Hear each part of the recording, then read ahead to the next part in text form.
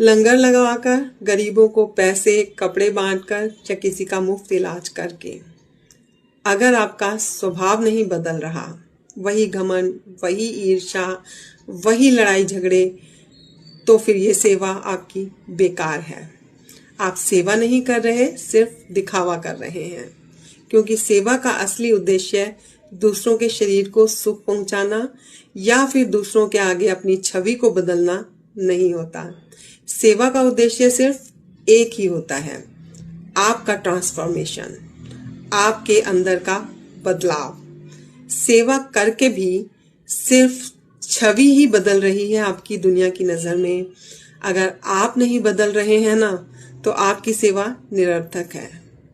हम सबको अपना ट्रांसफॉर्मेशन करने की बहुत ज़रूरत है, बनिस्बत इसके कि दुनिया के आगे छवि बदले।